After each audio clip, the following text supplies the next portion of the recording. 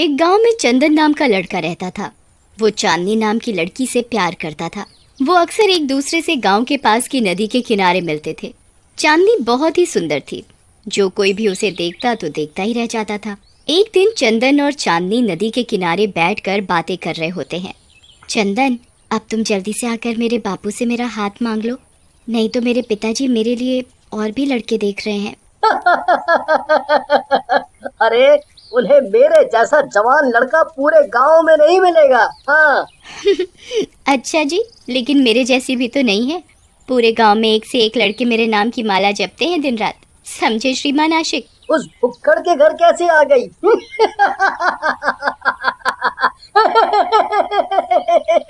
ऐसा बोलकर चंदन भागने लगता है। इस बात पर चांदनी को गुस्सा आ जाता है और वो चंदन के पीछे भागती है और भागते भागते एक आदमी शेरा से टकरा जाती है। शेरा पड़ोस के गांव का एक रईस और बदमाश किस्म का आदमी था। वो चांदनी को देखता है तो बस देखता ही रह जाता है। वाह, क्या सुंदर लड़की है यार। ये तो बिल्कुल स्वर्ग की अप्सरा लग रही है। लेकिन ये यहाँ क्या कर रही है? इसे तो मेरे पास होना चाहिए। अरे, ये भैंसे की तरह क्यों घूरे जा रहे हो? इससे पहले कोई लड़की नहीं देखी क्या? चलो फुटो यहाँ से, ठरकी कहीं का। जी जी जी जी, मेरा नाम ठरकी मेरा मतलब शेरा है। लेकिन पहले नहीं देखा आपको यहाँ। आज ही पैदा हुई हो तो पहले कैसे देखोगे? तभी चंदन वहाँ आ जाता है और शेरा को पहचान जाता है। चंदन चांदनी को साइड में लेकर जाता है और चांदनी से बोलता है, अरे चांदनी, किससे बहस कर रही है? ये शेरा है, ये एक गुंडा है। इससे मत उलझो, चलो यहाँ से। फिर चंदन के कहने पर चांदनी और चंदन वहाँ से चले जाते हैं। लेकिन शेरा चांदनी को दिल दे बैठता है। वो अपने दोस्त फेकू से उसके बारे में पता करने को बोलता है। फेकू चांदनी और चंदन के बारे में सारी जानकारी निकालकर शेरा के पास पहुँचता है। अरे शेरा भैया, आप यहाँ चांदनी के नाम की माला जप रहे हो। वहाँ वो चंदन आपकी चांदनी से शादी के सपने देख रहा है। लगता है आपका पोपट बन के रहेगा इस बार। चुप कर, नहीं तो तेरा पोपट बनाकर यहीं गेट पर टांग दूंगा।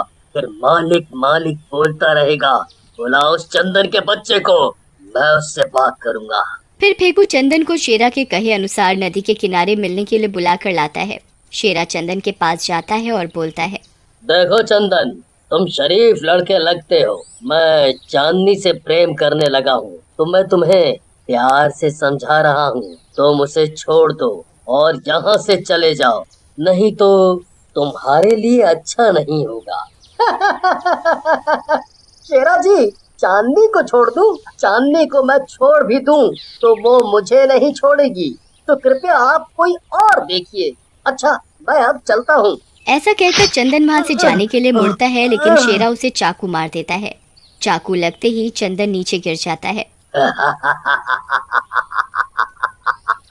ज्यादा ज्ञान पेल रहा था। अरे, बोला था ना कि मेरे रास्ते से हट जा, लेकिन नहीं माना। मर। उसके बाद शेरा और फेकू मिलकर चंदन की लाश को नदी में फेंक देते हैं और चले जाते हैं। थोड़ी देर में चंदन की आत्मा उसके शरीर से बाहर निकलती है। ये सही है, चाकू के वार से भी बच गया। चलो, ये बात चलकर चांदनी को बताता हूँ। चंदन की आत्मा चांदनी के कमरे में जाती है। चांदनी वहाँ बैठी होती है, लेकिन वो उसे देख नहीं पाती और ना ही सुन पाती है। अरे, ये क्या हो रहा है? चांदनी मुझे देख क्यों नहीं पा रही? कहीं कहीं मैं मर तो नहीं गया? हे भगवान, कोई तो मेरी मदद करो, कोई तो मेरी मदद करो। चंदन की आवाज सुनकर एक चुड़ैल वहाँ आ जाती है। उसे देखकर चंदन घबरा जाता है। उसे देखकर चुड़ैल बोलती है, चंदन, घबरा क्यों रहे हो? तुम तो हमारी बिरादरी में शामिल हो गए हो। तुम तो अब भूत बन गए हो। नहीं नहीं, ये क्या बोल रही हो चुड़ैल जी? भला मैं कैसे मर सकता हूँ? नहीं नहीं, आप मजाक कर रही हैं। तुम मर चुके हो चंदन।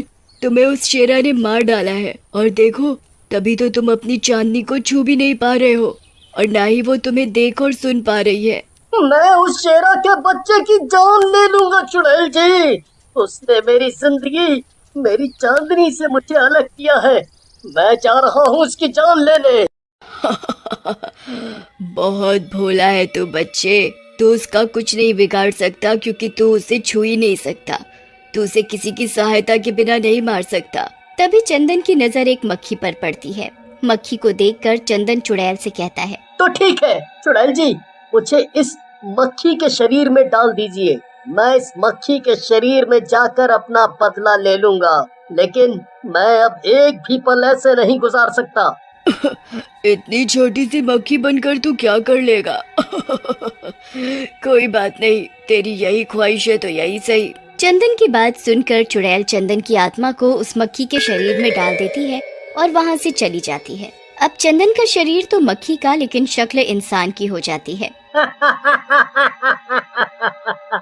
मैं अब इस शेरा के बच्चे को नहीं छोड़ूंगा।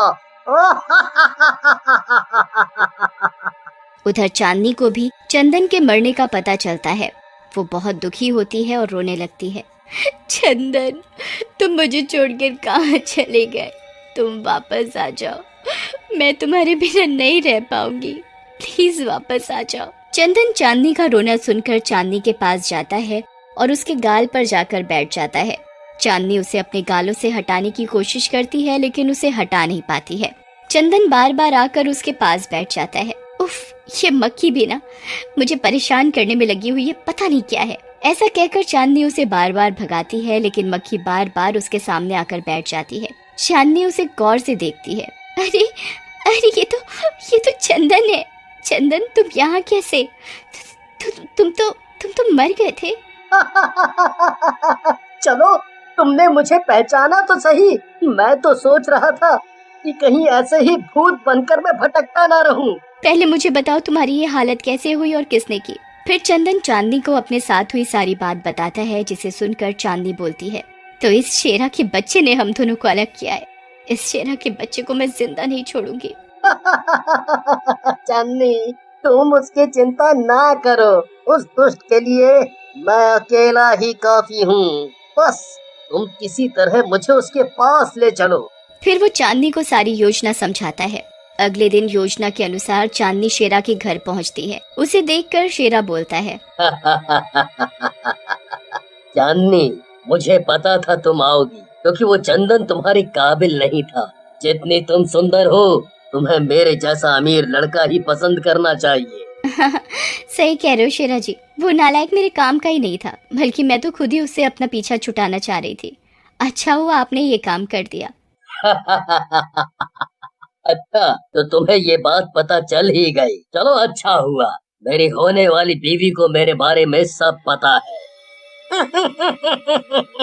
सही है भाई, भाभी तो आज घर पर आ गई, लेकिन इस खुशी के मौके पर भाभी के हाथों की चाय नहीं पिलवाओगे? अरे क्यों नहीं मेरे देवर जी, अभी लाई। ऐसा कहकर चांदनी किचन में जाती है, चाय बनाने लगती है। उसके साथ चंदन भी होता है। फिर योजना के अनुसार चांदनी चाय बनाकर गैस चालू छोड़ देती है और चाय लेकर बाहर आ जाती है। थोड़ी देर में पूरे घर में गैस फैल जाती है। अरे चांदनी डार्लिंग, लगता है तुमने गैस चलती हुई छोड़ दी। रुको, मैं बंद करके आता हूँ।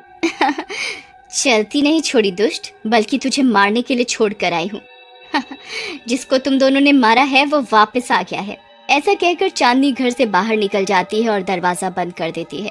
अरे भाभी, ये क्या मजाक है? ऐसा मत करो, देखो बहुत हो गया। लेकिन तभी शेरा के घर में जोर का धमाका होता है और उसके घर में सिलेंडर फटने से आग लग जाती है। अरे ये क्या कर दिया मैंने?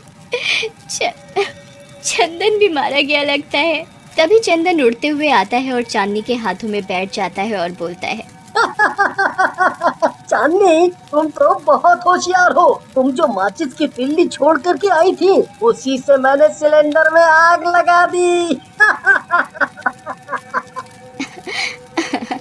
अब हम दोनों आराम से रहेंगे हमेशा साथ में। ऐसा नहीं हो सकता चांदनी, मुझे जाना होगा और तुम भी अपने जीवन के बारे में सोचो और जिंदगी में आगे बढ़ो। नहीं, मैं हमेशा ऐसे ही रहूंगी और दूसरों की भलाई के लिए काम करती रहूंगी। मैं अब और किसी से शादी नहीं करूंगी। तभी वहाँ चुड़ैल चंदन को लेने आ जाती है।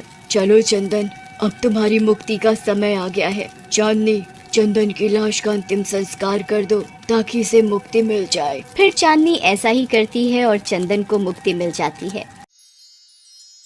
नमस्ते दर्शकों, मेरे वीडियो को लाइक कीजिए, चैनल को सब्सक्राइब कीजिए और बेल आइकन को प्रेस कर दीजिए और बने रहिए हमारे साथ रोमांचक वर्ल्ड में। तो दोबारा मिलते हैं नई स्टोरी के साथ, तब तक अपना बहुत ध्यान रखिएगा। धन्यवाद।